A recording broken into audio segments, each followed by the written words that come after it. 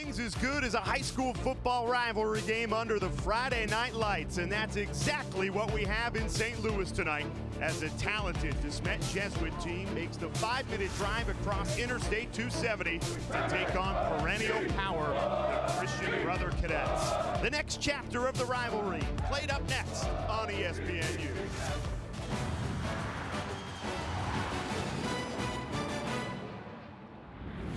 The GEICO ESPN High School Football Showcase is driven by Buick. The locals here in St. Louis say you'd have a better chance at Willy Wonka's golden ticket than getting a seat at tonight's rivalry game, and those that were lucky enough to do so are ready to go. But before we get to kickoff, we want to bring you inside Christian Brothers High School here in St. Louis. Jay Alter with you.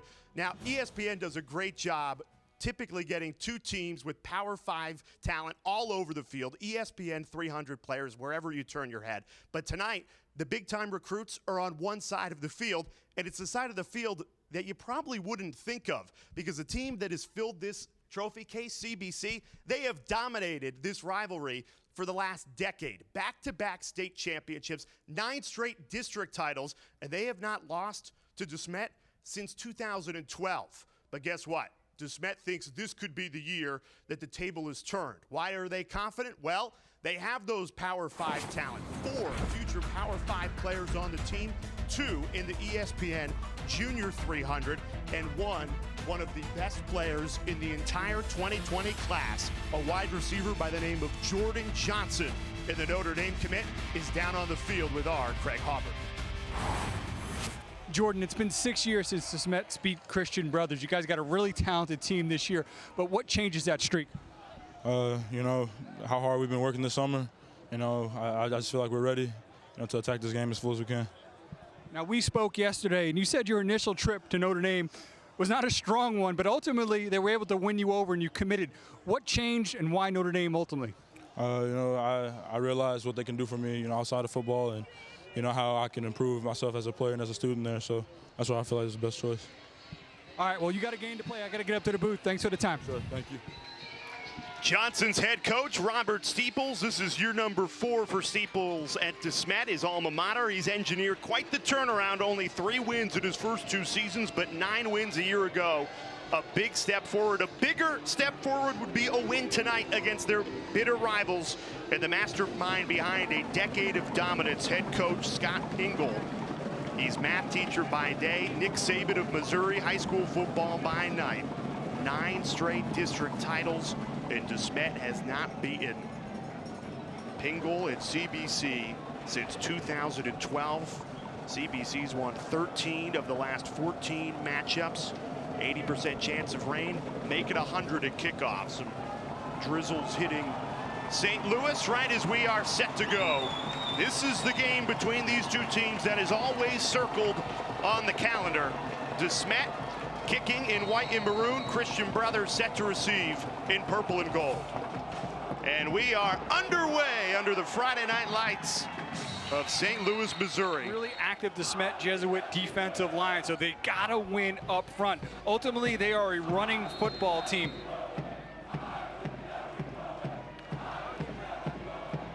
Ray Lingard and Jordan Clay, the 2 running backs in the backfield, but throwing on first down, pass is caught. Zach Hahn turns upfield. Hahn, a junior, so dangerous in the slot. He leads the CBC team in receptions, trying to change all that this season against their bitter rivals. High snap, nowhere to go with it. Eric Loomis in trouble, tries to get it away. Smet has it, down at the 1-yard line. Thomas Farrer.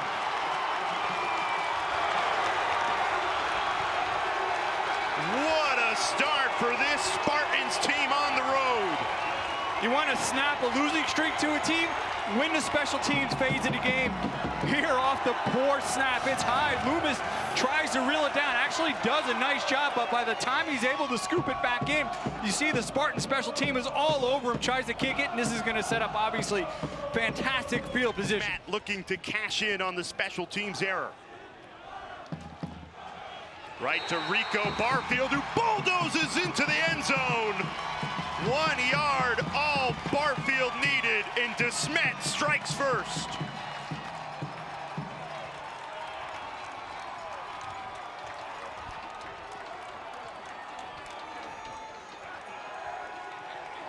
Wheeler to start, and he has a 3rd and 4.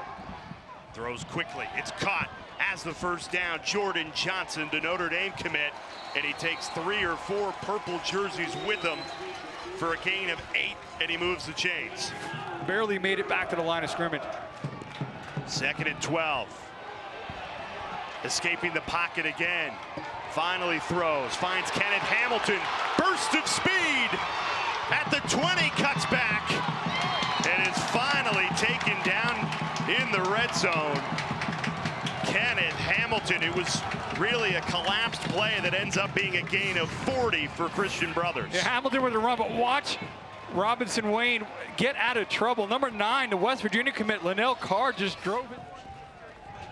Pressure coming again. Linnell Carr in the face of Robinson Ward delivers a strike. It's caught for the touchdown. Zach Hahn. And CBC answers. Impressive early on from the young quarterback. Watch him just work the pocket. Eyes, he's going to go back to his secondary target. Just throws it right on Hahn, who's really... Offense back out to the field for Coach Steeples, trying to answer that CBC touchdown. Pressure coming. Wheeler unleashes a deep shot. It's intercepted. Blair Schonhorst, his 3rd pick of the year in the sophomore corner, comes up huge. That was a tasty delivery. Did you see how he got that downfield? The touch and the drive on that football, because the coverage was with it. The offense back out onto the field for CBC. Second effort did not go down. Jordan Clay should have been a loss of 1. Instead, a gain of 23 for the junior. Sticking with the ground game. Here's Taj Butts. Turns upfield. Lit up. A hard tackle by Jordan Marshall, but it's another first down. The drive to start this 2nd quarter for Smet. Started on their own 19. Running with it again. That's no surprise. Some wiggle room. Snyder plows his way into the end zone. Derez Snyder, a 26-yard touchdown to kick off this 2nd quarter with a score. An outstanding blocking on the edge. I know I saw the young freshman tight end, number 84, Mac Markway. You're going to see Snyder get out in the edge and watch those maroon helmets working hard, sealing, giving him that lane. Then you see a little bit of the end, just kind of able to power his way through. Play. He was the lead in Rock of Ages. If you're familiar with the show, he played Tom Cruise's character in the movie. He's also a gifted jazz musician. He's the lead trumpet in the band, over a 4.0 GPA, Brady Feeney, doing it all on and off the football field for CBC. And Craig Haubert, you asked, and he delivered his top 5 classic rock bands. An eclectic group. When is Loverboy any topped any list? That's right now. Screen wasn't there. Frazier tucks and runs. First down and more all the way to the midfield. A.J. Frazier showing off the wheels for a gain of 28. For short gains, they're pulling forward and delivering. Throwing on 3rd down. Unleashes a deep ball. It's caught for the touchdown. Jordan Johnson, the Notre Dame commit, comes up huge. A 44-yard touchdown. Talked about keeping Johnson quiet thus far. This time they didn't give any help in the middle of the field. Got him locked up one-on-one. You're going to see him run right into your screen. You match up the talented ESPN 300 receiver. Robinson Wayne couldn't handle the snap. Carr's there to meet him. Linnell Carr capitalizing on the botched snap. It's a loss of 11 and a 2nd sack for the West Virginia commit. Aided by the poor snap. We've seen a poor snap on special team. That actually hit Robinson Wayne right in the hands. You can see ultimately though, does not you give Carr a few extra seconds to be able to get back there. He's going to come crashing in. Ezekiel Elliott a few years ago. How about Ray Lingard? It's a foot race. Lingard down at the 2-yard line. The senior almost took it the whole way. Jakailin Johnson tripped him up after a gain of 46 for the senior. The diminutive back electric here. You're seeing how quick he's going to move. He's just going to slice through. Does a nice job of setting up the defender outside. Cuts right back inside. A needed big gain on the ground. And he plows into the end zone. Ray Lingard finishes a 46-yard run. Next play takes it untouched 2 yards into the end zone for the score. They did that without number 71, the Indiana commit, on the field. Tie it up. Quick throw. Here's Zach Hahn. Picks up the first down, lowers his shoulder for more, and already the midfield after a gain of 8. Back-to-back productive pickups as the tempo has certainly raised this CBC offense. Flags fly in even after we see it. Loomis gets the punt away cleanly, trying to pin Smet deep.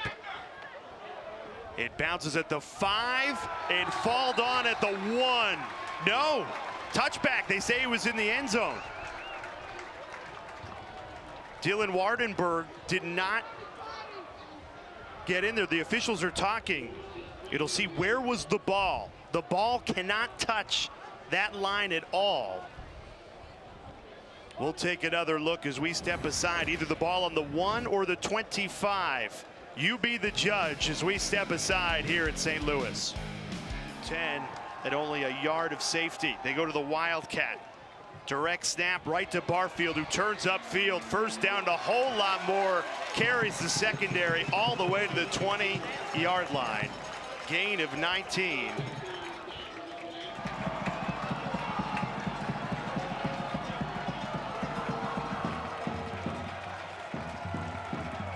Here's Wheeler, back to pass, throws, it's caught for the first down. J.K. Johnson with his first reception. The ESPN Junior 300 cornerback doubles as a wide receiver, and he came up clutch to move the chains. Yeah, really nice job up, and then they lost a big run. Keeping it on the ground here to Snyder. Bounces outside, still on his feet, tiptoeing down the sidelines. Derez Snyder into the end zone. No flags down. 35-yard touchdown for the junior Derez Snyder, and Smet can start to feel it. A 99-yard TD drive, and you know you're trying to break a losing streak to a rival. You got to be able to put together those type of drives, and they overcame some adversity, some of it self-inflicted, but ultimately off the penalty they give it to Snyder. They keep that running back by committee going, and we see the diminutive back be able to break it to the outside, run through an arm tackle, and take it to the house to give themselves some more cushion. 13 plays, 99-yard drive, more than 6 minutes off the clock for Smet. The wall for the reigning two-time state champs. Robinson Wayne hit as he threw, intercepted. J.K. Johnson, the ESPN Junior 300 cornerback, comes up with the play of the game.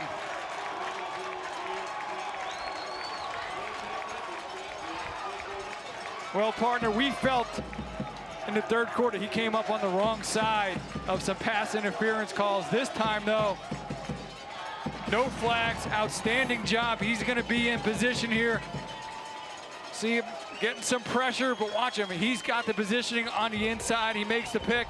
And it looks like maybe he forgot he could have ran afterwards, kind of slowed down, but ultimately makes a big time play. Mingle a bit. He goes, no, you know, there's no one McDonald's what they all share. There's a clear division between these two programs.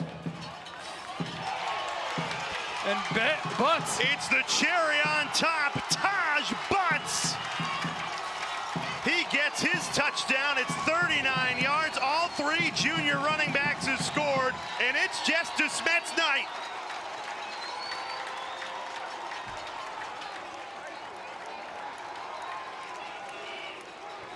They've been opportunistic tonight. Points off of plays on special teams, and in here, coming off the interception, handing it to Butts, the junior, 5'11", 195 pounds, breaking through some arm tackles at the line of scrimmage, and ultimately that they have struggled to do. Smet has won that battle on both sides of the ball. We've seen the damage that core of running backs has done for the Spartans, and on defense, how they've really just not allowed the Cadets to get anything going on the ground game. And wow, a turnover on downs. That battle of the trenches has been won by Smet, and with it, the ball game. Smet, the road team, 4th and 1 to put this game away. They do. Taj Butts caps it off with a touchdown. Smet pouring it on in this St. Louis rivalry game. After years of losing and with a 35-point average, a big-time turnaround for Smet. Doing it on the ground, really just a great team effort tonight. The defense played really well. This is, you know, we talked about Coach Steeple and what he's built here in a slow start, only 3 wins in his first 2 years. He's done an outstanding job of kind of building a foundation. It has now led to a point like this where they get a big win over a rival, something that this program has struggled to do. 3.5 years ago when you took over this program, the vision was to compete and beat CBC. Tonight you did it. How did this team do it? Well, first off, hats off to CBC. They got a hell of a team. I'll be honest, the goal wasn't to beat CBC, it was to play to our standard, and we'll continue to do that each and every week.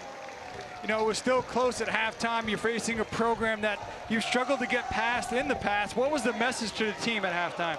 I mean, really, we had a mission. Like I say, we want to play to our standard for 48 minutes. You know, we made some mistakes. We dug ourselves in some holes, but we showed some resiliency in digging ourselves out, and the kids showed some fight, and I'm proud of them. Coach, I love the poise. I love the coach speak, but this is your alma mater. You came back to this program. You know what a win against this rival means. What is the message to those young men and all the alums watching that this team is back? Well, first off, I say thank you to the alums for all the support. Thank you to the previous classes that came through and helped lay this foundation. And quite honestly, man, it's a testament to hard work and believing in each other. You know, our guys have constantly blocked out the noise when it was very difficult. And in a moment like this, we reminded ourselves just who we are and what we've been through. And these adversity moments that we faced in years past, I think help build us up for moments like these. But it's really just a big thank you. I'm proud of my guys, and the message I want is when you believe in yourself, when you work hard and you work together as a family, you can do a lot of good things. That fried chicken Thursday is going to taste extra sweet for Robert Staples and this Smet team. A resounding 42-14 win, their first since 2012 against CBC. For our entire crew, my partner, Craig Hobbert, I'm Jay Alder saying so long from St. Louis, Missouri. Final score, 42-14 Smet with a statement win.